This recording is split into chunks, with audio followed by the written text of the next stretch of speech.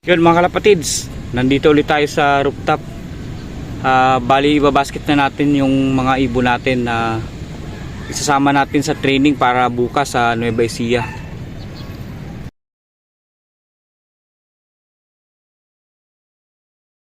So yun mga kalapatids, si Lucy, si Frankie,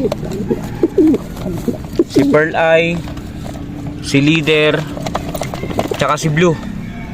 Hindi ko nahuli mga kalapatids, nasa labas pa pala yung young bird natin. Ayun oh.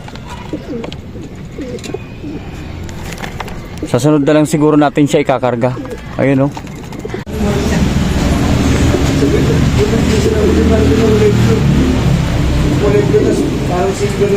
Good morning mga kalapatids, balik abangan na naman tayo. So na-release yung mga ibon natin ng 6:30. Good morning kay NSPC. Release na tayo dito sa San Jose. Pas na araw 6:30 tayo papakawala. Okay, sige, release. Yun, ganda ng bitawan natin, walang sagabal. Mga ibon nyo. Kanina, so ang antayan natin nasa 7:40.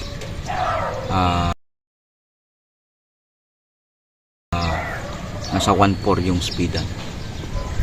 So makita ko dito kanina mga 7:20. May dala tayong kape. Siyempre yung payong natin dahil mainit na agad. May dala din akong Skyflex. Dito na ako mag-aalmusal. Kagigising ko lang din eh. May tulog pa nga sa baba, kaya nakidaan muna ako. Dahil hindi tayo nakakakyat basta-basta dito, dahil pag may tulog sa baba sa dadaanan ko, nakakahiya minsan na dumaan. So time check tayo, 7:34. Malapit na yung abangan natin. Almusal muna ako. Time check mga kalapatids, 8:07. Nasa 1.3 pa yung speed natin. Sana may sumulpot na. Ito may pakarating mga kalapatids. Ayun oh. Meron na kaya tayo dyan? Parang wala pa. Walang bumaklas. Kala ko may babaklas eh.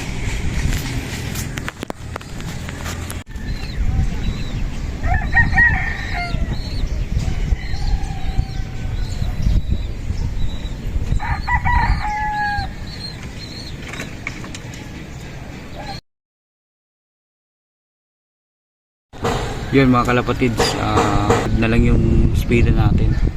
Wala pang nagpapaklak dahil headwind, tapos hard race, sobrang init, kaya hanggang ngayon wala pa nagpapaklak. So sana makalusot yung mga ibon natin, kahit yung dalawa lang doon, si Lucy or si Frankie. Wala pa rin hanggang ngayon eh, napakainit kasi, tsaka headwind sa kanila.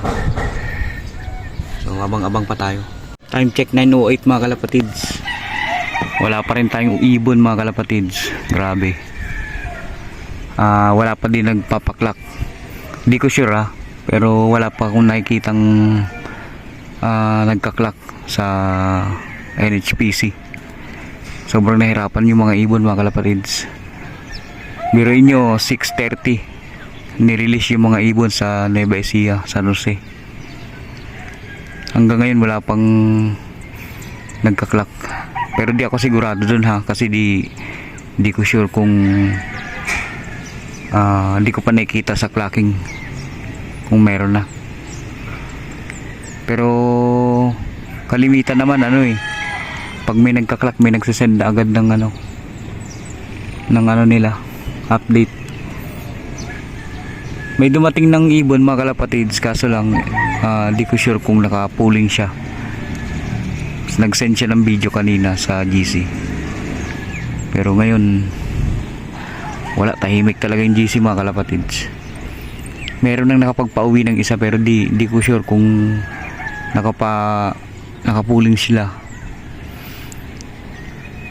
1 out of 2 daw siya. So di ko alam kung nakapuling yon. Kung nakapuling yon, malamang siya na yung nakadali. Tayo, kung kailan tayo nagtaya ng 2 puling.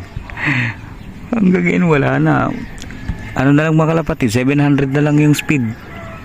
19 na oh. 700 na lang yan. Pa-cut off na tayo. Nahanap na rin ako ng asawa ko sa baba. So hintay pa tayo ng konting oras. Baka malay mo mag-buzzer beater yung dalawa. Kahit isa sa kanila. May umuwi lang na isa sa kanila mga kalapatids na nakapuling. Bababa na ako. Hindi ko alam kung sinong unang darating. Medyo nainitan na din kasi ako dito eh. Iba na yung init. Malagkit na sa katawan. Kanina pa tayo dito. Mga 7:20. Ayun, alas 9 na. Wala akong tayuan dito. Kanina pa ako nakaupo dito. Wala pa rin. Si Lucid nag-speed ng 1-1 yun. Ngayon na nayari, nawala. Hanggang ngayon wala pa rin, no.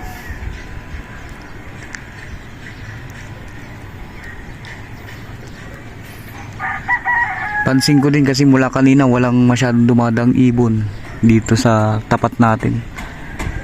Wala yung kumpul-kumpulan. Talagang tahimik talaga yung paligid. Maya-maya malalaman natin kung sino yung mga nakapagpakak. Ayun, may ibon dun oh. 2. Ay, sino to? Ay, si leader mga kalapatids oh. Ayun oh.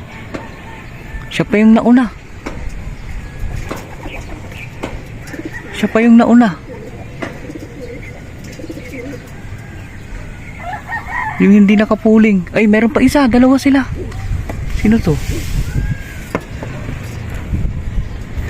Ay, si Lucian. Ay, hindi. Yung mga mababagal natin nakauwi oh. Yung mga nakapuling hindi. Si leader tsaka si Si leader tsaka si Pearl ay mga kalapatids. Sila yung nakauwi. Wait lang.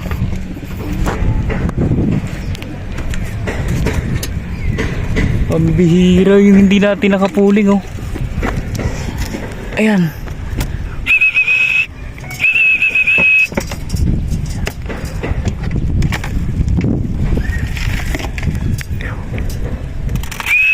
Yung 2 kulelat nakauwi. Yan yung sinasabi ko, hindi natin pwedeng husgahan yung mga ibon hanggat di pa tapos yung karera. Ayun oh. Yung mga kulelat yan mga kalapatids, laging late umuwi yan. Ngayon sila yung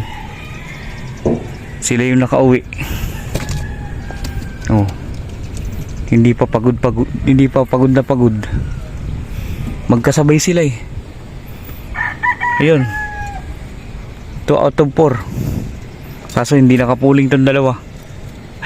Yun mga kalapatids, hindi natin inaasahan yung 2 laging nangungulelet sa training. Sila yung nauna ngayon. Kaso hindi nakapuling. Ayan, 9:15. 800 pa yung speed nila. Si Pearl Eye tsaka si si Pearl Eye oh. Tsaka si leader. Ayan. Yung nakapuling natin si Frankie tsaka si si Lucy wala pa. Naku, di talaga masabi yung kung sinong ibon yung unang susulpot. Check mga kalapatids, 9:19. So cut off natin 9:28. Meron na lang tayong 8 minutes. Oh, 8 minutes ata. So ito na yung 2 natin, durog oh. Oh. Mamaya natin sila subuan ng mga kalapatids. Ng pang digestion nila tsaka honey. Kawawa naman. Sila yung laging kulilat sa uwi, ngayon sila yung nauna. Umaga. So ang dumating kanina si Pearl Eye tsaka si Leader. Ngayon, habang nasa baba ako nagkakape, may nakita akong dumating. Si Frankie ata yun, silipin natin. Subukan na natin din ng digestion pills yung mga dumating natin. Tara. Sino kaya? Si Lucy mga kalapatids. Ay, si ano nga. Sorry. Si Frankie nga.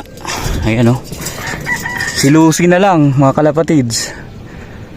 3 out of 5 si Lucy tsaka si Blue. Si Blue di ko na inaasang makakauwi yun mga kalapatids. Kasi nagkasakit yun eh. Papasukin natin. Naka-sticker yan eh. Nakapuling yan mga kalapatids si So yun mga kalapatids, dito nagtatapos yung abangan natin. So yung dalawang tinayaan natin, si Lucy tsaka si Frankie ng pooling, wala cut off ng 800 mga kalapatids. Hindi ko inaasahan yun na sila yung mauuna umuwi. So tara, baba na tayo dahil mainit na.